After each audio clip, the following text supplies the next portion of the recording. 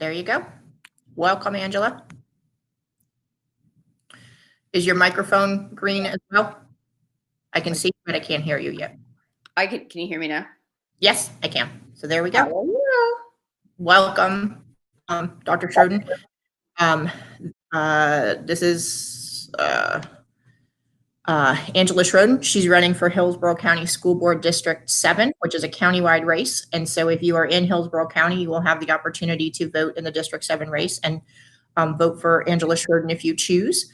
So thank you for agreeing to do this today.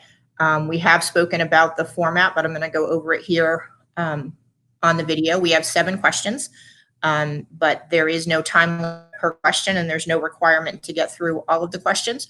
You have a 20-minute time limit overall on the interview, but this has been done as a reaction to our subscribers who want to know more. They feel like they're hearing the same 2-minute answers over and over again. Although the Zoom is different, they keep hearing the same answer. So they want people to go a little deeper. So we have some questions that will lead you down that road, but speak for as long as you want on each one. Are there any questions on the format? There are not. Will you give me my time at the end of the 20? So I will give you your time at the end of the 20. We start to move through the questions. When you get under 10 minutes, whatever answer you go under 10 minutes, I will let you know that what your time is left. I won't interrupt you while you're speaking, but when you get under 10 minutes, I'll let you know what your time remaining is as we move to the next question. Okay. So also, as far as full transparency goes, which I've tried to do on each of these, Dr. Schroden and I have never met in person, but we do have friends in common. And so when she decided to run for school board, we did connect, and we've had phone conversations, as I do with many people who are running for school board. So with that out of the way, we will start with the first question. The first question: the Alliance for Public Schools was founded because my co-founder, Christine Bermucci, and I believe that public schools are a public good, and often the good things don't come out. We just talk about the struggles. So we would like you to tell us what you love about public schools.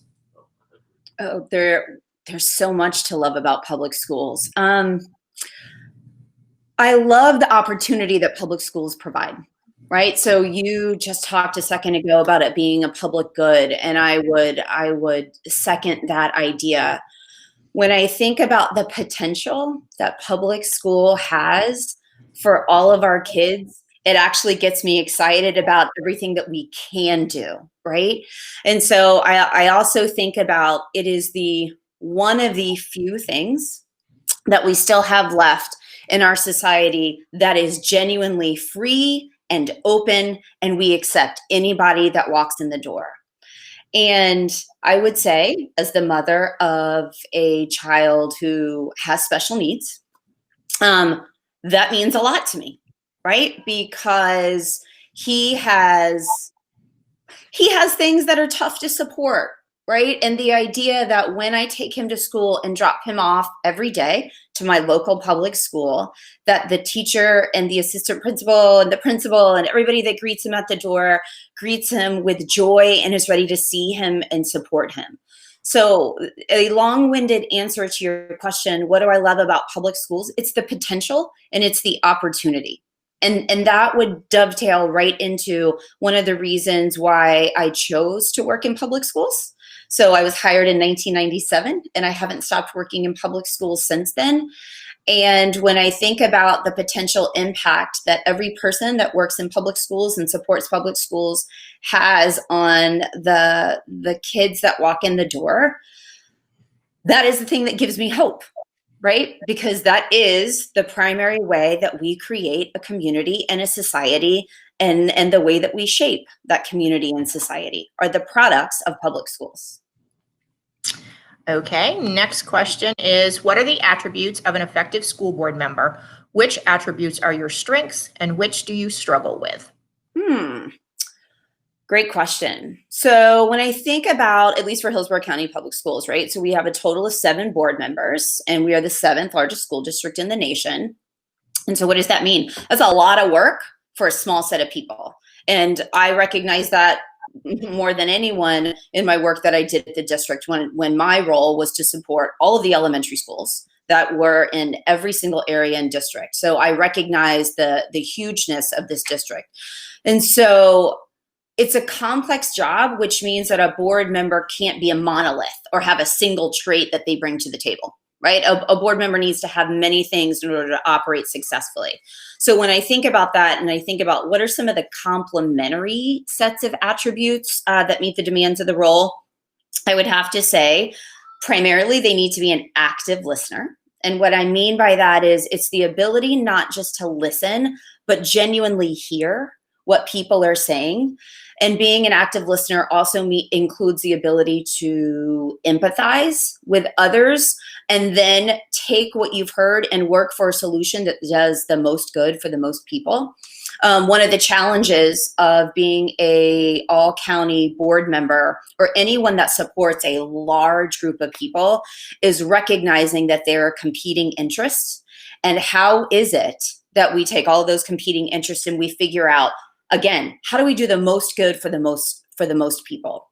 What else do I think is important? I think it's important to be intellectually curious.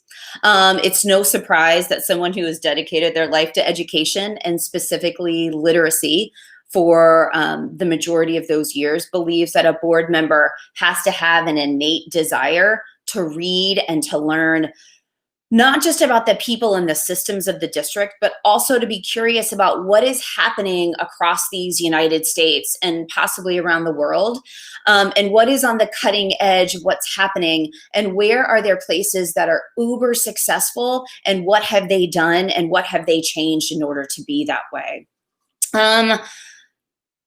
You know what? And I also think it's important that a board member is a consensus builder, right? Because each school board member is only one of 7.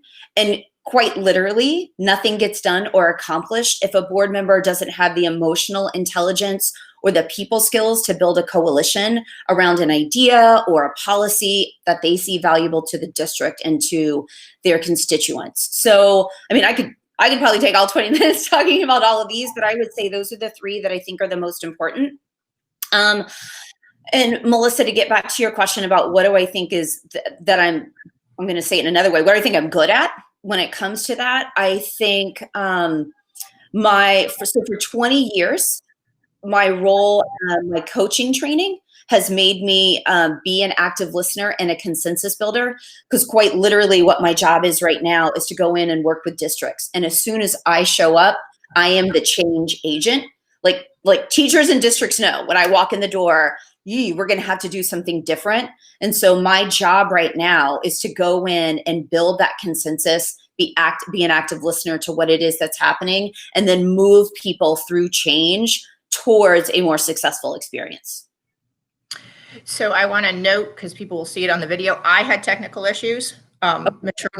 Schroden kept going, which is good. I will attempt to make sure that I take the 2 minutes off the timer. So you're at 14 minutes left right now, but I came out and back in, and people will see that on the video, and I just want to acknowledge it. So the next question is, what role does family and community engagement play in our public schools? Oh man, it plays. Can I show that with my hands? It's a huge role. I think, if we could have an actual diagram, in some ways it's a triangulation of what happens, right? And so when I think about public schools and how does, as a family, because remember I was on the other side. My children are 5 and 8, so I was on the other side of. I didn't have quote unquote family in the school system, right? I didn't have kids that were in there. And so when I think about everything that I did working in schools, regardless of what my job was at the time, right? Just like any teacher would tell you, we work really hard to meet the total needs of all kids. But here's what I recognize now being a parent, that there are some things that my children exhibit at home and that I know about them because I'm their mother and I would be the only one that would see them for the majority of the day, that I'm not sure a teacher would understand unless I was there to have the conversation. So when I think about, your question, what is the most important, or what role does family and community play? I would have to say it's an equal role. It's just different, right? It just adds to, because when I think about what does it mean when a student actually walks in the door, right? And this is what I want for my own children's teachers. And I want this for all kids. I want my children's teachers to light up when they walk in the room. I want them to celebrate the quirky little kid that walked in and to know them in all of their aspects. It is very, very challenging to meet the needs of students if we separate their humanity from them being a student. And so often what happens is we have people playing their roles, but we need a coming together. So I'm going to give you a concrete example of what I thought was a pretty fantastic example of this. I've been working for the last 3 or 4 years with one of our local schools, BT Washington. And they just really made a concerted effort to include the families. And their example that they started the year off with last year that just had tremendous strides in creating a relationship was at the beginning of the year, they flipped the parent-teacher conference on its head. And rather than at that conference, rather than the teacher take the lead and say, here's what I want you to know, here's how we're going to work through the year, here's what we're going to do, it was called a listening conference. And the primary person that was speaking was the parent, and the student was sitting right there. And the teacher took notes on what could they learn and how could they support this child in a way that they wouldn't have been able to see because they're not the parent. And when I think about the feedback that they got from the parents and how the relationship changed between the student and the parent and the teacher, it goes without saying that unless we begin to look at different ways to include the family in this conversation, I think we're still going to struggle to meet the needs of the whole child. And I recognize I haven't talked about the community yet, right? And I think the community just plays an equal part. Again, it just looks different, right? And what's a good example of that? We're in that moment, right? So as we're thinking about this pandemic that we're in, and how do we think differently about the role of school and how we can best support, we are in a moment where it became unbelievably clear about how much the community can support, how we can think differently about how do we use things like host, or how can a community support with whether it's resources or whether it's giving parents a little, what word am I looking for? Giving parents flexibility about how they can manage their job or how long they need before that they can drop off their students at school. All of those things really cement the idea that public schooling is not something that only public schools can do. It really does require a hands-on approach from everyone involved. Thank you. The next question is, if you are elected to serve this term on the board, how do schools, the district, and community look different in 4 years? Melissa, my image those 2 examples that I just shared with you a few minutes ago would be, concrete images of how I think they look different. To be honest, I don't think there's any going back to what normal was. And I want to be really clear when I say this. Going back to normal means our schools work for some kids, they don't work for all kids. And I don't think anybody's ready to go back to that, right? And so we've heard a lot of people talk about this, but I think it's worth being said as many times as possible. This pandemic didn't create inequities. What it did was show how inequitable the school systems and the supports that some of our kids get, how clear that it was. And so when I think about moving forward, I really do think about specifically how can we begin to break down those inequities and things like even what seems like a simple thing, but access to technology, access to internet, access to resources in the home. How do we begin to think differently so that that is something that nobody needs to worry about anymore in case something else happens, whether it's a hurricane or when we have to stop schools again because of another pandemic or the next wave of it. So for me, it looking different means that we have, and those things aren't going to change unless we do 2 things. Acknowledge that they're there and continue to think creatively and have the hard conversations about how do we solve that. So to bring kind of going back to the question that you asked before, schools can't solve all the problems that society has. So we have to really think hard about, are we utilizing community and families to the best of our ability, or have we been doing things because that's always the way that we've worked? And so, I'm really excited about the opportunity, if I were to get elected and be on this board, about having conversations about what does this look like in different places around the United States? How are schools utilizing, and where are we doing it right?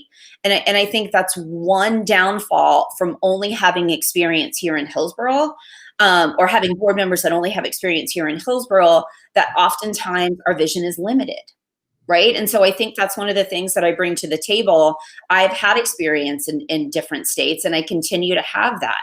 Right. It's just, we're going to have to think differently. We're going to have to think differently about how we operate. So you're about 7 minutes right now. This question is, what are the responsibilities of the school board and individual school board members related to public education advocacy? You have probably heard this now 100 times, right? But about what are the official roles of a school board member. So I want to speak specifically to what you asked about, right? And it's about public advocacy. And I think more than anything, it is being clear about what really happens in our schools, right? And so all of that to say, so what does that mean, right? What does that mean? So for example, that means, what does it look like on a day-to-day basis if we, I don't know, if we approve a contract, say for air conditioning, we approve a contract for air conditioning, and when that contract and the needs aren't being met, or the contract is not being, what word am I looking for here, Melissa? What does it mean at the end of the day for our students if that contract isn't being met, right? It's all of those things about, what does it mean when we set policy, and that policy has adverse effects on a certain group of students, right? So it's having those hard conversations, and it's also looking to anyone that we can to say, hey, we keep advocating for, say, increased funding, and yet we're still on our 20th year of being severely underfunded. And what are the impacts that is having on, whether it's mental health, literacy, what are the impacts on the resources that we're able to have? So again, for me, it's all about being clear and being transparent about what really happens, because unless the general public understands the challenges that our public schools are facing, I think a lot of people still think they're doing okay, they're doing fine. And that isn't always the case. And sometimes we just need people to understand what it is that's happening, so we can ask them to support. Because there's so many people that want to help, they just don't know exactly what it is that they can do. So the next question is, what kind of school board member will you be if elected? Man, I would have to go back to those three things that I talked about, right? Active listener, intellectually curious, a consensus builder. And that one of the things that has been probably the most important to me, and possibly the most emotional of this entire campaign, was how many educators and parents and people that I have worked with since 1997 reaching out and saying, Angela, I don't know if you remember me, but when I was working with you, you made me feel like I could be successful. You made me feel like I mattered. You made me feel like we could actually do the hard work no matter what you do in a public school, it's hard work. no matter what role you have, it is hard work.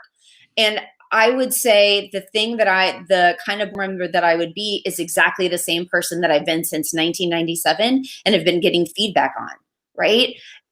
Nobody can live in a really challenging environment for too long without any support, without deciding to either give up, right? And so I think the thing that, again, I've done since 1997 and I continue to do now all across these United States is, I am the person that goes in and says, I'm here and we're going to do this thing, and it's going to be really hard. And I'm going to show you how we're going to get through it. And then I'm going to be here with you to do that. And we're also going to create systems of support within this district to help you move forward in this change. So again, I would do the exact same thing that I do right now.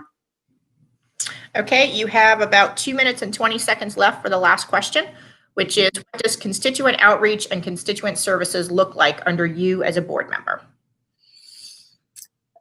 It looks consistent, right? It looks like being able to match, here are the needs that I'm hearing from the people, from whether it's constituents in the public, whether it is from educators, the people within the system.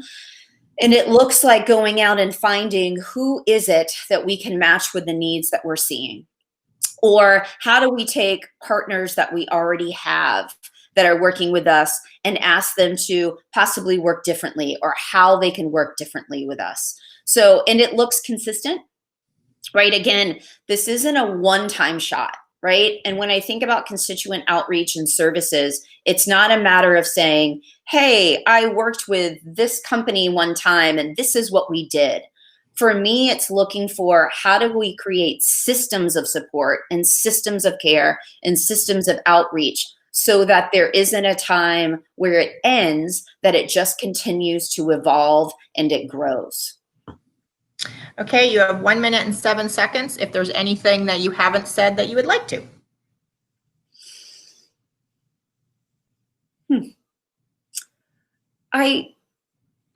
I think maybe it's important that people know, right? And because we can all go to a website and we can read, this is what this person has done and this is their career.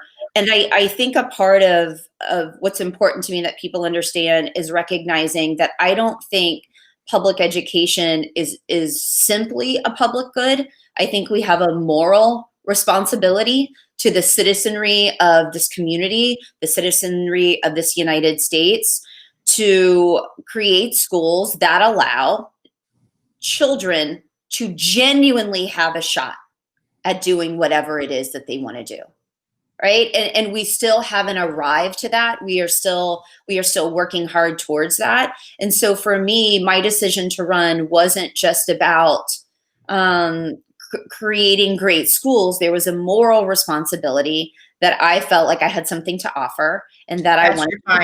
That's your time. Okay. So I'm trying to be very fair and very.